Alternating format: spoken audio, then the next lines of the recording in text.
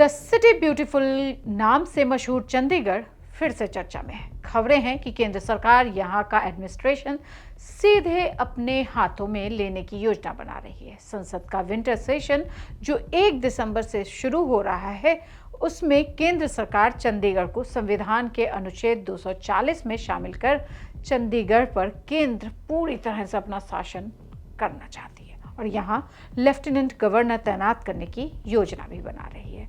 लोकसभा और राज्यसभा के बुलेटिन के अनुसार केंद्र सरकार विंटर सेशन में संविधान बिल पेश करेगी। यह संविधान का 131वां संशोधन होगा। विपक्षी दल कांग्रेस, आप पार्टी, शिरोमणि अकाली दल ने इसका कड़ा विरोध करना शुरू कर दिया और कह रहे हैं कि सरकार के इस कदम से राजधानी पर पंजाब का दावा कमजोर हो सकता है। चंडीगढ़ हरियाणा और पंजाब दोनों की राजधानी है।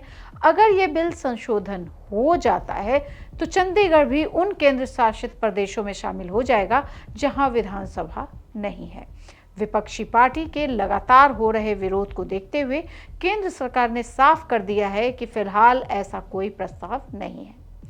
मैं आज द टाइमलाइन के इस वीडियो में आपको आज़ादी के बाद बनी भारत की पहली मॉडर्न सिटी से मिलवाऊंगी, लेकिन उससे पहले मैं आपको यह ज़रूर बताना चाहती हूँ कि आर्टिकल 240 क्या है। भारतीय संविधान का अनुच्छेद 240 भारत के राष्ट्रपति को केंद्र शासित प्रदेशों, जिसे आप यूनियन टेरिटरी के कहते हैं, के नियम और कानून बनाने का अधिकार दे देता है। यह उन केंद्र शासित प्रदेशों पर लागू होता है जिनकी अपनी विधानसभा नहीं है और यह अगर चंडीगढ़ में लागू हो जाता है तो राष्ट्रपति चंडीगढ़ के प्रशासन यानी एडमिनिस्ट्रेशन, पुलिस, जमीन, शिक्षा, नगर निगम से जुड़े नियम सीधे बना सकते हैं। आइए जानते हैं कि आज़ादी के बाद बनी भारत की पहली मॉडर्न सिटी का इतिहास क्या है और कैसे इस शहर को बसाया गया। ये शहर क्यों नेहरू को बहुत पसंद था। तो चंडीगढ़ जो शिवालिक की पहाड़ियों की तलहटी में किनारे पे बसा है, ये शहर हेरिटेज इमारतों, रास्तों के साथ साथ हरा भरा इलाका है।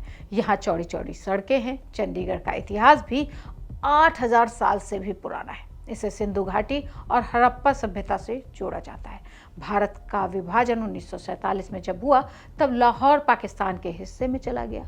तब पंजाब की नई राजधानी क्या हो, इस पर बातचीत शुरू हुई। तब देश के पहले प्रधानमंत्री जवाहरलाल नेहरू ने 1950 में नई मॉडर्न कैपिटल बनाने का निर्णय लिया। उस समय के सबसे पॉपुलर आर्किटेक्ट ली कॉर्बुज़िए को चंडीगढ़ का डिजाइन तैयार करने के लिए कहा गया। 1950 में नेहरू ने पंजाब की नई राजधानी के लिए आदेश भी दे दिया। 1952 में चंडीगढ़ शहर की बुनियाद रखी गई। 60 सेक्टरों में इसे बसाया गया। खूबसूरत चंडीगढ़। 1966 में पंजाब से अलग होकर हरियाणा राज्य का गठन हुआ। 114 वर्ग किलोमीटर में बसा है ये पूरा शहर। पंजाब और केंद्र सरकार ने मार्च 1948 में शिवालिक माउंटेन रेंज की घाटी में इस दलदली इलाके को पंजाब की नई राजधानी के तौर पर चुना, जो हिमाचल, उत्तराखंड जैसे पहाड़ी इलाकों से बहुत करीब था। 1912-13 के ब्रिटिश गजट के अनुसार कभी ये इलाका अंबाला का हिस्सा था। चंडीगढ़ का वन क्षेत्र भी जो है वो 8.5% के लगभग है, जो गोवा और लक्षद्वीप के बाद सबसे ज़्यादा हरा भरा है। कभी यहाँ दलदल वाली झील थी और यहाँ शहर बसा, वहाँ कभी दलदल थी। तत्कालीन प्रधानमंत्री जवाहरलाल नेहरू ने इसे एक मॉडर्न कैपिटल सिटी बनाने का सपना देखा था।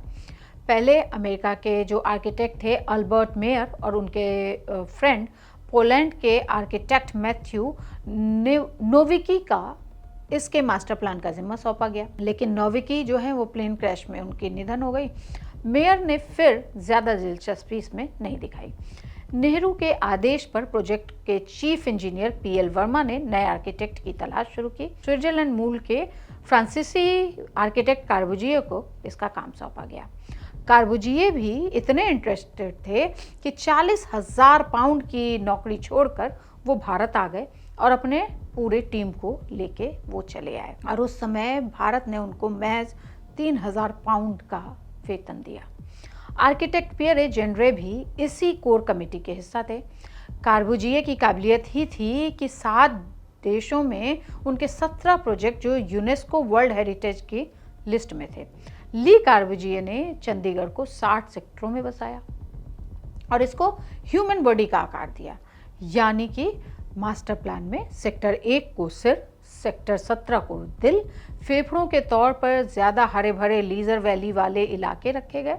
सेक्टर 17 में इंडस्ट्रियल यूनिट्स लगाई गई, यानी शॉपिंग मॉल, बस अड्डे, parade ground, Punjab and Haryana court आदि। सेक्टर 10, 11, 12, 14 और 26 में स्कूल, कॉलेज, मेडिकल इंस्टीट्यूट्स बनाए गए। तो इस तरह से पूरे चंडीगढ़ को सजाया गया। चंडीगढ़ की बुनियाद जो है 1952 में रखी गई, जो कि मैंने आपको बार बार बताया।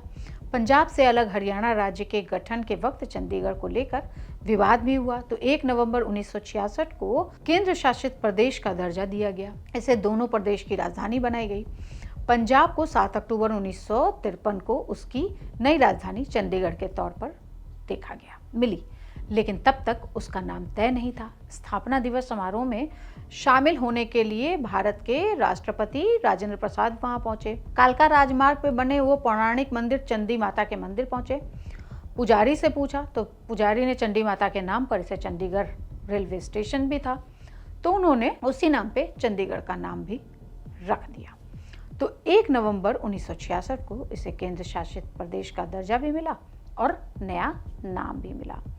इसे दोनों प्रदेशों की राजधानी बनाया गया। पंजाबी भाषा बोलने वाले ज़्यादा हैं, तो लिहाजा ये पंजाब की राजधानी होनी चाहिए, जबकि हरियाणा सरकार हिंदी और हरियाणवी भाषा के आधार पर यही दावा करती है कि यहाँ पे हरियाणा की राजधानी होनी चाहिए। तो चंडीगढ़ अभी पंजाब और हरियाणा दोनों प्रदेशों की राजधानी इसको बना दिया गया। अब आया कि अनुच्छेद 240 क्या है, जिसके अंतर्गत केंद्र शासन इसे अपने अंदर लेना चाहता है। तो केंद्र शासित प्रदेश में ऐसे राज्य होते हैं जहाँ पे विधानसभा या निर्वाचित सरकार नहीं होती, जैसे लक्षद्वीप, दादरा, नागर हवेली, अंडमान निकोबार ऐसे ही केंद्र शासित प्रदेश है, जबकि पुडुचेरी ऐसा केंद्र शासित प्रदेश है जहाँ की अपनी विधानसभा है। पंजाब के गवर्नर भी चंडीगढ़ के प्रशासक की जिम्मेदारी संभालते हैं। अगर नया प्रावधान लागू होने की बात आती है तो चंडीगढ़ में लेफ्टिनेंट गवर्नर नियुक्त किया जा सकता है। हालांकि अभी पंजाब के राज्यपाल के हाथों में ही चंडीगढ़ का पूरा प्रशासन है। शुरुआत में मुख्य सचिव इस केंद्र शासित प्रदेश के स्वतंत्र प्रशासक का काम संभालते थे, मगर 1 जून 1984 से लागू बदलावों के बाद पंजाब के राज्यपाल ही चंडीगढ़ के प्रशासक बने और मुख्य सचिव केंद्र शासित प्रदेश के प्रशासक की सलाहकार की भूमिका में आ गए। तो इस तरह से पूरे चंडीगढ़ की स्थापना दोनों राज्यों के लिए हुई। अब बात आती है हरियाणा राज्य की स्थापना की। तो पंजाब देश की स्वतंत्रता मतलब देश के आज़ाद होने के बाद सबसे बड़े राज्यों में से एक था। जब भाषाई की बात आई तो उसमें पुनर्गठन हुआ, तो पंजाब रीऑर्गेनाइजेशन एक्ट 1966 लाया गया। इसमें पंजाब से अलग राज्य की स्थापना हरियाणा के तौर पर हुई, जिसमें हिंदी और हरियाणवी बोलने वाले लोगों की संख्या बहुत ज़्यादा थी। चंडीगढ़ या किसी सरकारी नियम के बारे में और आप क्या जानना चाहते हैं, हमें कमेंट बॉक्स में ज़रूर बताएं और देखते रहिए India.com।